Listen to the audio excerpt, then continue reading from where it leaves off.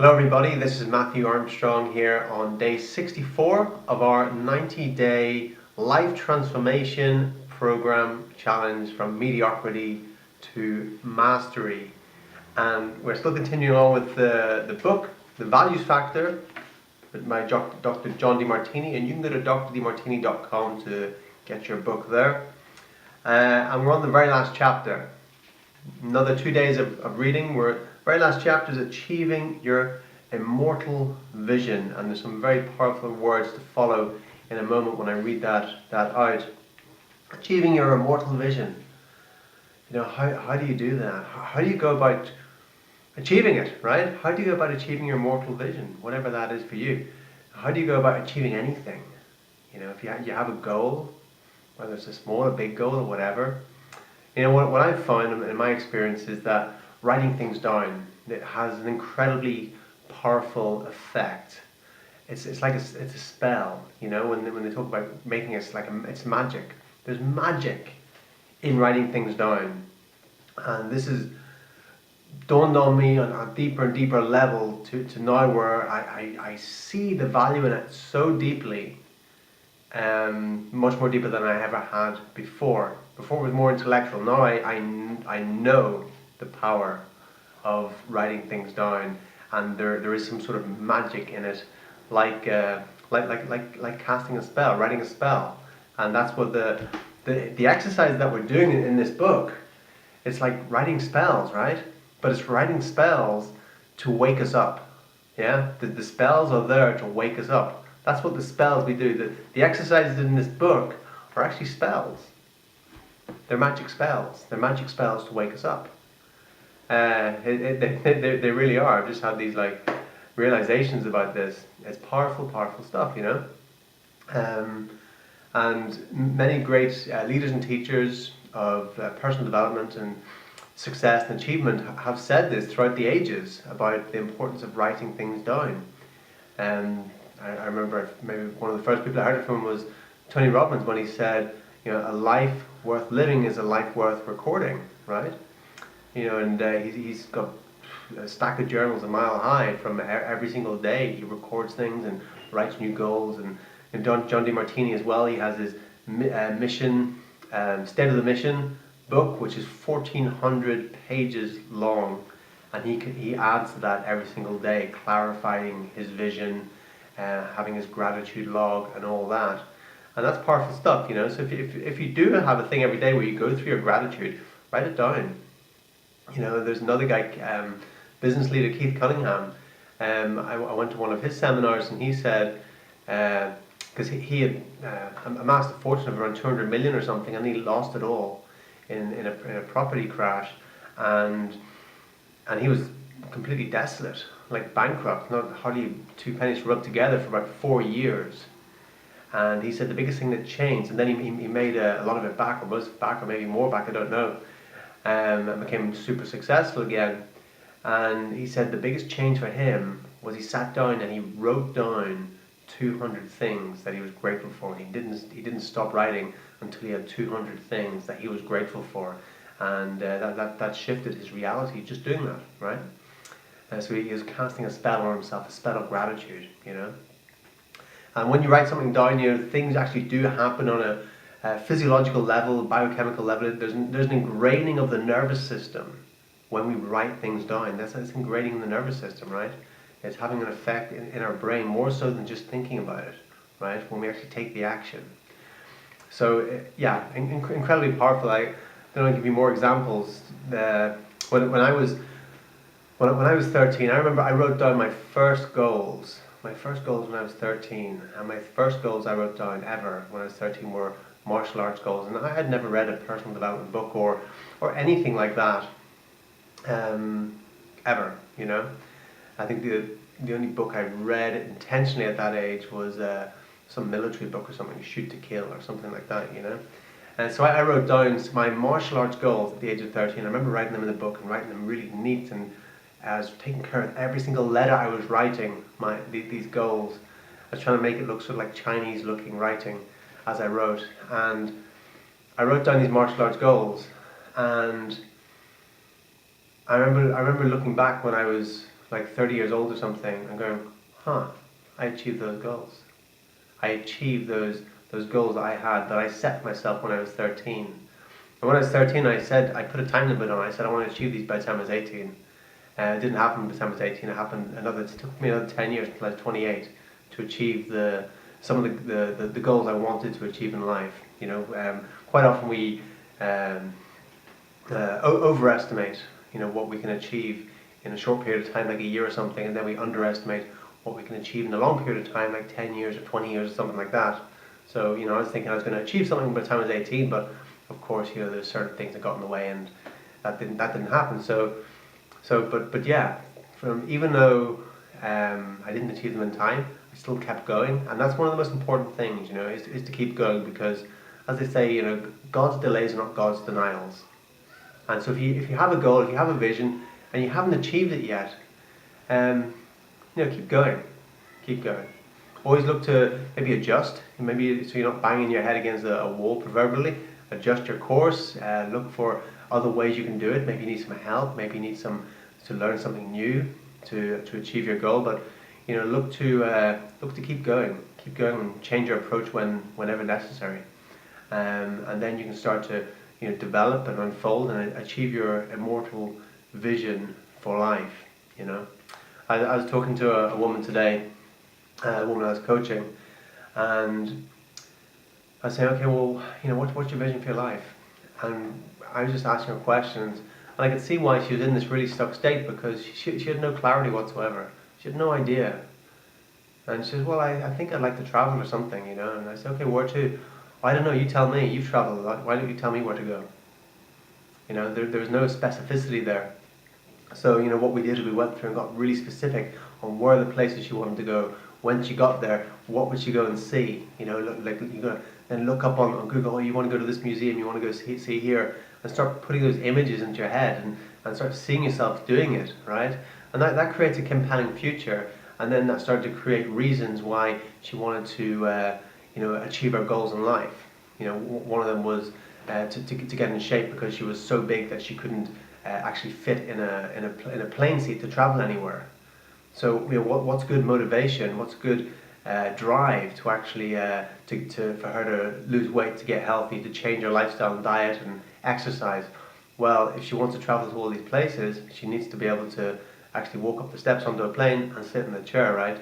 So so what I did with her is we just created a vision for her life, and from that vision to get her to start being inspired by that, and then by doing that she started to see it more clearly. But that's what you got to do.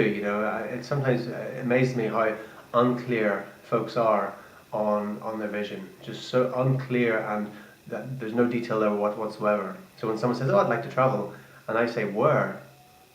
and then they go, "Oh, I don't know." So you got to just start clarifying it and ask yourself the hard questions, right? Ask yourself the questions, and be specific, and write it down. Write down everything that you want to do, and amazing things can happen.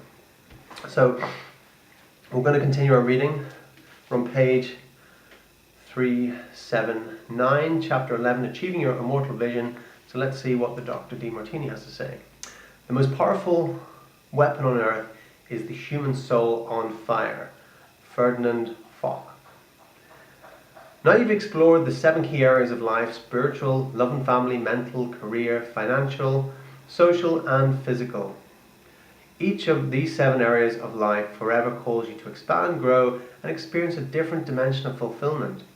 By creating a more inspiring life in each of these areas, you more effectively pave the way for others to climb their mountains and grow in their ability to fully express the highest nature.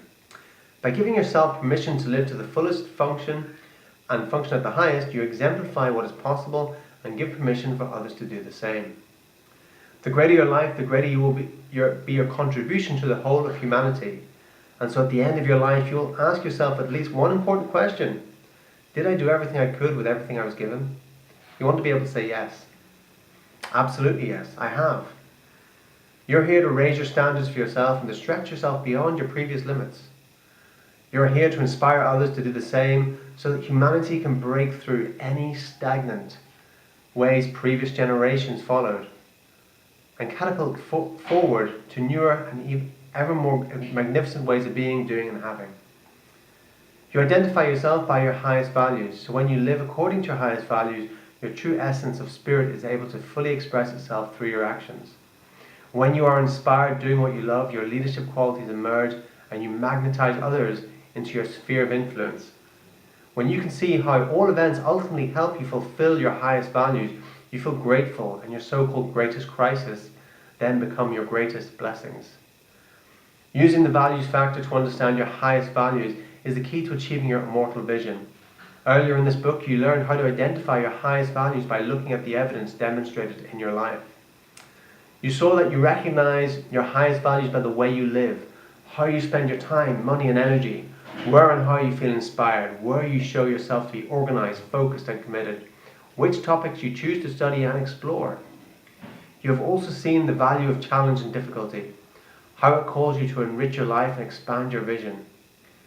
You have learned how knowing your highest values can help you fulfill each key area of your life, bringing you an undreamed of depth and richness. Now I'd like to leave you with some final strategies for how the values factor can help you achieve your immortal vision. Refine your goals. A key aspect of the values factor is to refine your goals, ensuring that they remain aligned with your ever-evolving values. Every day I write down or edit the goals that are most important to me. I keep reviewing them. I look to see how my highest values have evolved, and I refine my goals accordingly. Then I make sure that I am taking the wisest and most useful actions to reach my goals. Surround yourself with inspiring people. At age 23, I attended Texas Chiropractic College. About 4 or 5 months before I did, I decided to go and get curriculum in advance and study the assigned textbooks. I wanted to make sure that I was one semester ahead of the school. As a result, I was one of the top students all the way through school because I was always ahead. Then I really cemented my knowledge as a student teacher by teaching many of the classes I had just taken. So the best thing to do as you're learning something is to share it with others and inspire them. The more people you have around you who are doing what you're doing, the higher probability that you will stay with it and excel at it. Surround yourself with people who are committed to knowing their highest values and who are aligning their goals with their values or their values with their goals and living congruently with both. That helps you too to be mindful of the values factor and to live congruently with your highest values. Every day, do something that inspires you. If you want to lead an inspired life, you want to take inspired actions. Choosing to do high priority actions that inspire you every single day will keep reminding you of your highest values and mission and will inspire you further. One way to inspire yourself is to compile keep a love list. Things you would love to do, have, explore, study, or create. As you keep adding new items to your list, you'll be continually reminded of what inspires you. The key is to add only what truly inspires you and what you are truly willing to work toward. Not fantasies or injected values or objectives from others. As you keep doing things from your love list, you will remain inspired. Cultivate holy curiosity. One of the most inspiring quotes I know comes from Albert Einstein. The important thing is not to stop questioning. Curiosity is its own reason for existing. One cannot help but be in awe when he contemplates the mysteries of eternity, of life, of the marvelous structure of reality. It is enough if one tries merely to comprehend a little of the mystery every day. Never lose a holy curiosity. This is something that highly effective and inspired people understand. For example, Donald Trump has stated that he spends 4 hours reading and engaging in personal development almost every day. He says that he uses this study time to build momentum and mastery. I have followed my holy curiosity as well. When I went to professional school, I read more books than anybody in my class, and possibly in the whole class combined. I listened to more audiobooks and attended more seminars than anybody there. I watched more educational videotapes than anybody there. I constantly listened, viewed, read, and learned as much as I possibly could because I had a greater thirst for knowledge than anybody there. As a result, today I am blessed with more financial wealth than probably my entire class combined. I reach and influence more people than probably the whole class combined. So as you can see, I am highly dedicated to education. I read every single day of my life. I work to learn something every day. I find that is fulfilling, and my holy curiosity has helped me create an inspiring life. Keep growing. If you aren't growing, you're probably decaying. So it's wise to learn and grow. There is no end to what you can learn, and you can never ever really be done. The sky is truly the limit. We all have an inborn desire to go and do something extraordinary. Nobody gets up in the morning and says, I want to shrink. We all want to stretch. We want to grow in all areas of life. So you want to give yourself permission to do something extraordinary with your life. You don't want mediocrity. You don't want to lie to yourself and say you feel done or satisfied when in fact you are here to continue to grow. Every time I hear that someone is completely enlightened, I ask, how can that be when they have an infinite universe to explore? We are wiser to be humble and keep growing and expanding and developing. As long as you're green, you're growing. As soon as you ripen, you're not. Recognize your inner leader. One of the most revelatory exercises in the breakthrough experience has you selecting some of the most powerful people on earth, the most powerful spiritual leaders, mental leaders, business leaders, financial leaders, and social leaders. Then you identify which traits they have individually or in common. And then you identify where you have those traits to the same degree. So you can overcome any subordination or self-minimization in that regard. Even though you are likely to swear that you don't have those traits to that degree, when you continue looking, you eventually discover to your astonishment that you do. However, you will also likely discover that you have those traits and forms that are not always according to the highest values of these powerful people, but rather according to your own highest values. As long as you minimize your own highest values to those of other people, you will almost certainly have difficulty recognizing what you yourself have to offer to the world. You have 7 areas in your life: spiritual, mental, physical, family, vocational, financial, and social. In any area of your life that you don't empower, you will attract people who will overpower you. You are not a victim of their over-empowerment. You're just attracting over-empowerment by your very nature to get you to raise the value of that area and empower it. The so-called victimization is actually giving you the opportunity to realize where you are not empowered, to frustrate you enough to get you empowered. And that ends our reading for today. That is just incredibly awesome and powerful stuff. You probably want to listen to that over and over again and read it over and over again and just get it on deeper and deeper levels and even write it down, you know. Sometimes I'll read a paragraph and it's so powerful I'll just write it down over and over again. And like I said, it creates like an ingraining in the nervous system, puts it in a deeper level, right? These powerful words. There's a great power that comes through words. So that's us for today. It's a great pleasure to be speaking with you and being able to connect with you and communicate to you wherever you are in the world. I really appreciate it, you know. And I shall see you again tomorrow when we'll do that'll be the final one. Make sure you're there for that one, right? That's our finishing off the book. And then after that we're on our own. We'll see where the tide takes us, or where we take the tide. And if you haven't already gotten our subscriber list, click on the link below and you can do that. Just put in your email address, etc. And if you would like a vehicle for financial freedom online, then also click on the link below, put in your details, and you can get more information on that. I'm here to inspire you and to help you in any way I can with using the specialized knowledge and values that I have. So thank you for allowing me to do that. I shall see you again tomorrow.